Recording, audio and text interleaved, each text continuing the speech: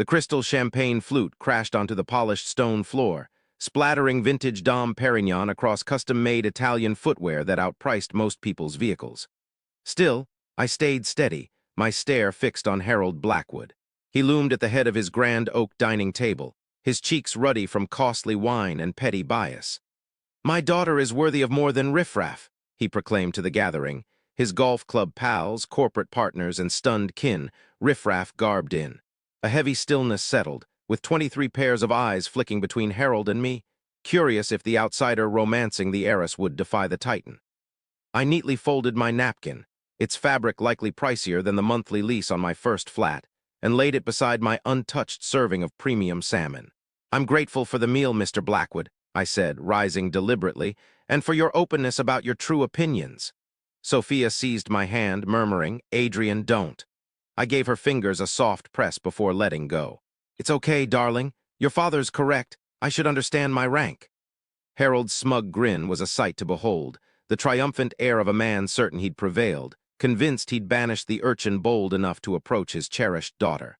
If he only knew. I strode from the dining hall with my chin up, past the impressionist artwork in the passage, past the staff who dodged my gaze, past the luxury car in the courtyard. Harold had made a point to note its value eclipsed my earnings over half a decade. Sophia reached me by my vehicle, my modest Honda that Harold had mocked when I arrived. "I'm so sorry," she said, tears trailing down her cheeks. "I didn't expect him to—" I drew her near, breathing in her fragrance mingled with the tang of her sorrow.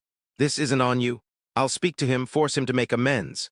"No," I said, tucking a wisp of her raven hair behind her ear. "No more covering for him, no more rationalizing. He voiced what he's thought for a year, now we know our footing. Adrian, please don't let him shatter us." I pressed my lips to her brow. "He can't break what's true, Soph. I'll ring you tomorrow, all right?"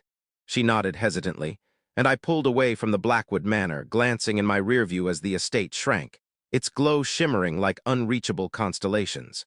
My phone vibrated before I hit the main route. I ignored it, guessing it was Sophia's mother, Victoria, trying to mend fences, or perhaps her brother James, offering clumsy support.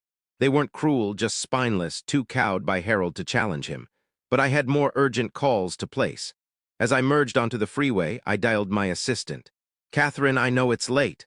"Mr. Cross, is something wrong?" Catherine had stood by me for 6 years, from when Adrian Cross was a nobody to the world. She read my temperament like an open page. "Scrap the Blackwood Industries merger." A pause. "Sir, we're due to finalize on Monday. Due diligence is done. Funds are locked in." "I know. End it. The cancellation costs alone will. The price doesn't matter. Notify their legal crew tonight. Blame it on unbridgeable gaps in company ethos and goals." "Adrian," Catherine shed the formal tone, a sign she feared I was blundering, "this is a $2 billion pact. What went down at dinner? He branded me filth, cat in front of everyone, made it plain I'd never measure up for his lineage or his firm." "That wretch," Catherine muttered, her typing audible through the line. "I'll get legal on the termination docs within the hour. Shall I tip off the finance journals?" "Not yet. Let him wake to the official word first. Release it to the press by noon tomorrow." "Gladly, sir." "Anything more?" I paused, then said, "Yes, book a meeting with Pinnacle Corp for Monday. If Blackwood Industries won't deal, their top rival might." She chuckled. "You're acquiring his competitor instead." "Why not? Outcasts should band together, no?" I ended the call and drove to my high-rise in quiet, the city's glow streaking by, each light a marker of how far I'd risen from the boy who'd bunked in shelters and lived off school handouts. Harold Blackwood figured he had me pegged, believing his probes had unraveled the man courting his daughter. He knew I'd been raised in poverty, worked since 14, clawed through junior college and university on grit and too much coffee. What escaped him was that the scruffy youth he scorned had forged a business dynasty in secrecy. Cross Technologies, the outfit his company craved to fuse with to stay afloat in the tech era, was mine. For a decade, I'd amassed patents, lured experts, and maneuvered to be the industry's linchpin. He was clueless because I'd stayed discreet, using subsidiaries and loyal proxies to front my ventures. I'd learned young that real sway came from being underrated, letting blusterers like Harold assume they held the upper hand. My phone rang as I rolled into my residence's parking bay, Harold's CFO, Martin Webb, sooner than I'd expected. "Adrian, it's Martin. Sorry for the late call, but Cross Technologies just sent word they're axing the merger. There's got to be a mix-up." "No mix-up, Martin. but we're set to sign Monday. The board's on board. Investors are counting on it. Then the board should have weighed that before their CEO shamed me publicly at dinner. A quiet beat, then softly. What did Harold do? Ask him yourself. He'll spin his tale. Good night, Martin. I cut the line and ascended to my top-floor suite, pouring a scotch and stepping onto the terrace to watch the city doze. Out there, Harold Blackwood's night was about to sour. I wondered if he'd instantly link the dots or take time to grasp that the refuse he'd spurned held the lifeline his firm needed for the next fiscal stretch. My phone hummed, Sophia calling. I let it roll to voicemail, unsure I could untangle my fury at her father from my devotion to her. She didn't belong in this fray, but some fights were inevitable. By dawn, my phone tallied 47 missed calls. Harold had dialed me 6 times himself, a bitter pill for the mighty Harold Blackwood, stooping to pester someone he dubbed worthless. Over breakfast, I scanned fiscal reviews when Catherine called. The economic press caught the merger's collapse, Bloomberg's after a comment. Tell them Cross Technologies is seeking prospects that better match our principles and future aims. Subtle yet crushing, I adore it, she said, then paused. Also, Harold Blackwood's in the foyer. I nearly choked on my coffee. He's here. Showed up 20 minutes back. Security's holding him without your say-so. He's causing a stir. Should I boot him? No, I said, setting my cup down. Let him up, but stall him in the meeting room for, say, half an hour. I'm wrapping up breakfast. You're wicked. I'll set up room C, the one with the stiff seats. 45 minutes later, I stepped into the meeting space to find Harold Blackwood far less commanding than the night prior. His pristine hair was a mess, his tie crooked. The figure who'd ruled dinner like a monarch now looked the part of a frantic CEO seeing his company's horizon fade.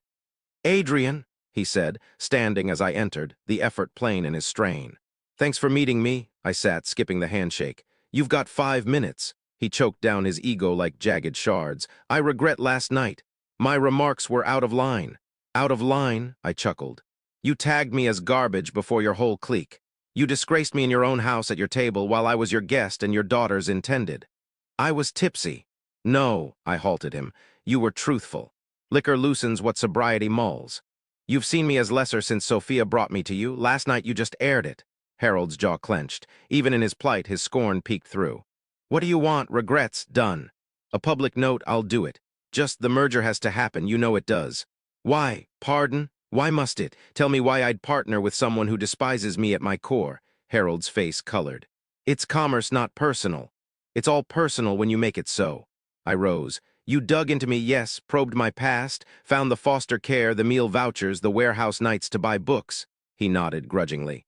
But you halted there, saw my roots and thought that's all I am, never checked where I'm headed. I strolled to the glass, motioning to the sprawl below. Know why Cross Technologies thrives, Harold? Your wares are solid. I recall starvation. I recall being ignored, bypassed, undervalued. Every hire, every pact, every design, I ask if we're opening doors or just guarding elitism. I faced him. Your firm stands for all I built mine to resist. Old wealth shielding stale notions, locking out anyone who didn't inherit their spot. That's not, isn't it? Point to one board member not from a top-tier school, one exec raised in want, one senior staffer who juggled 3 gigs for a 2-year degree. His quiet spoke volumes. The merger's finished, Harold. Not for your slight, but for showing me your truth. And more, your company's truth. This will ruin us, he whispered. Without it, Blackwood Industries won't last 2 years. Then maybe it shouldn't. I moved to the exit. Maybe it's time the old ways step aside for firms that value promise over lineage. Hold on. He leapt up, toppling his chair. What about Sophia? You'll wreck her father's legacy, her birthright? I stopped at the door. Sophia's sharp, skilled, able. She doesn't need handed victories. She can craft her own. That's our divide, Harold. You view legacy as fate. I see it as a prop. She won't forgive you. Maybe not. But she'll know I hold values no bribe or threat can shake. Can you claim that?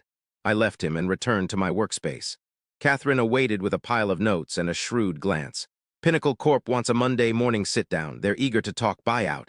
Fine. Ensure Harold hears by dusk. Already set the rumor mill churning. She paused. Sophia's in your personal office. My breath caught. How long? About an hour. I gave her coffee and napkins.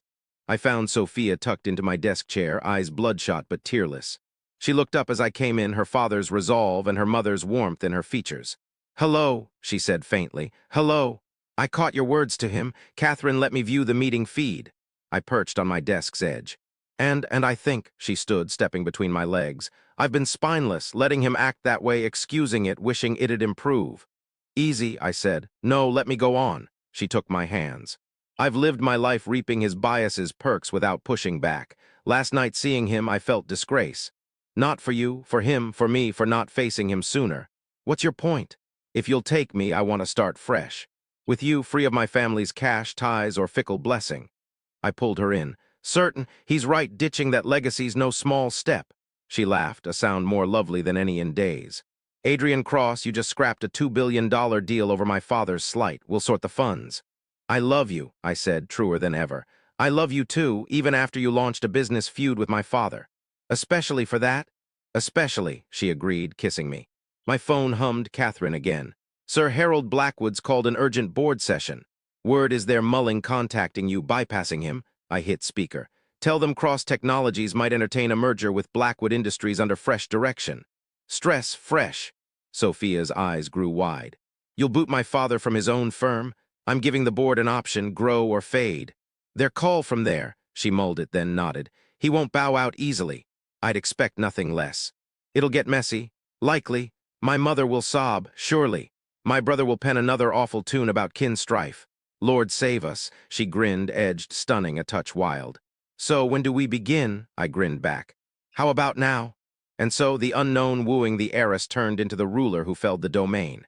Not with steel or troops, but a plain truth. Respect isn't handed down, it's won. And those who deny it when it's due. They learn the tough way that sometimes the outcast clears out, and takes it all down too. By the next Monday, Harold Blackwood was no longer Blackwood Industries' CEO. By Tuesday, Cross Technologies unveiled a merger with the revamped firm. By Wednesday, Sophia took a post as our new head of tactical growth, spurning her father's spiteful bid to back a rival outfit. And by Thursday, Harold Blackwood had grasped the priciest lesson of his days. Never call someone refuse unless you're ready to be cast out with it.